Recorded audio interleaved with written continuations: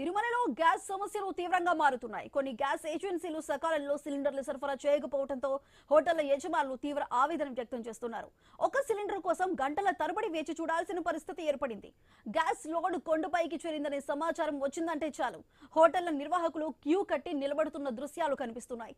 Gas కోసం ఎదురుచూపులు పెరుగుతూనే ఉన్నా సంబంధిత గ్యాస్ ఏజెన్సీలు మాత్రం పట్టించుకోవటం లేదని ఆరోపణలు వినిపిస్తున్నాయి. ఈ పరిస్థితుల్లో తిరుమల కొండపై హోటళ్ల నిర్వహణ మరింత కష్టతరంగా మారింది.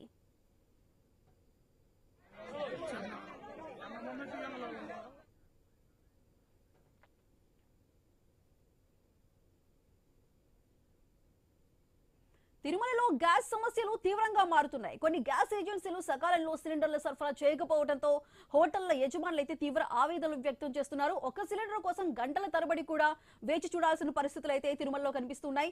అయితే తిరుమలలో ఉన్న ఈ గ్యాస్ కష్టాలకి సంబంధించి మరింత సమాచారాన్ని మా ప్రతినిధి గోపీనాథ్ అందిస్తారు. గోపీనాథ్, చెప్పండి, ఒక్క గ్యాస్ బండ్ కోసం గంటల తరబడి అక్కడ వ్యాపారులు వేచి చూడాల్సిన సిచ్యువేషన్ అయితే తిరుమలలో నెలకొన్నట్లు తెలుస్తోంది. మరి దీనికి సంబంధించి గ్యాస్ ఏజెన్సీలు ఎందుకు డిలే చేస్తున్నాయి?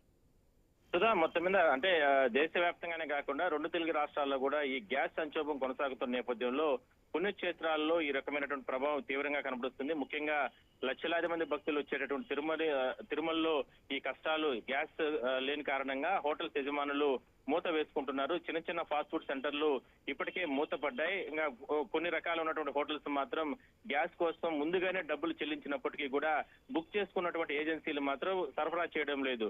కానీ ఏజెన్సీలు చేస్తున్నటువంటి నిర్లక్ష్యం కారణంగా హోటళ్లు నిర్వహణ కష్టతరంగా మారింది. తద్వారా భక్తులకు కూడా తీవ్రమైన ఇబ్బందులు కొనసాగుతున్నాయి. అంటే టీటీడీకి సంబంధించి మాత్రం ఎక్కడ కూడా గ్యాస్ కి అయితే ఇబ్బందులు అయితే లేదు. కానీ ప్రైవేట్ హోటల్స్ ఏదైతే నిర్వహణ ఉందో వాళ్ళందరూ కూడా తీవ్రంగా ఇబ్బందులు పడుతున్నారు.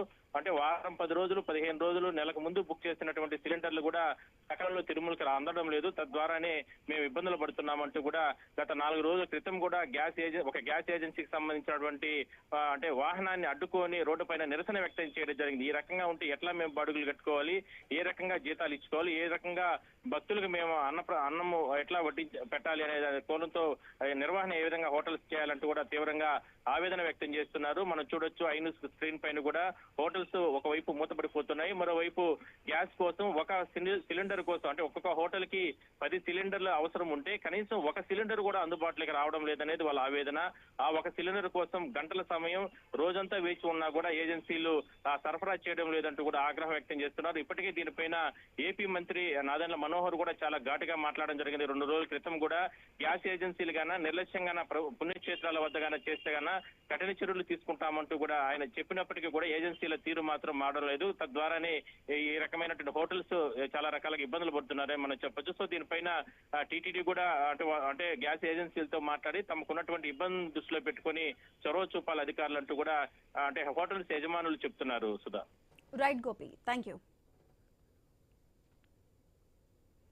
ఒకవైపు కన్నబిడ్డల భవిష్యత్తు, మరోవైపు కబళించాలని చూస్తున్న కాలకూట విషం లాంటి వ్యాధి, పీల్చే గాలి కూడా భారమై ప్రతి సెకను మృత్యువుతో పోరాడుతున్న ఆ తల్లి కళ్లల్లో ఆశ చచ్చిపోతోంది. చేతిలో చిల్లిగవ్వలేదు, కానీ ప్రాణం నిలవాలంటే లక్షలు కావాలి. అసలు ఆ కుటుంబానికి వచ్చిన కష్టం ఏంటి? ఆ తల్లిని కాపాడుకోవటానికి ఆ చిన్నారి బిడ్డలు పడుతున్న ఆవేదన ఎలాంటిది? ఊపిరందక విలవిల్లాడుతున్న ఆ ప్రాణం సాయం కోసం ఎలా ఆర్తిగా ఎదురు చూస్తోందో ఐ న్యూస్ ప్రత్యేక కథనంలో చూద్దాం.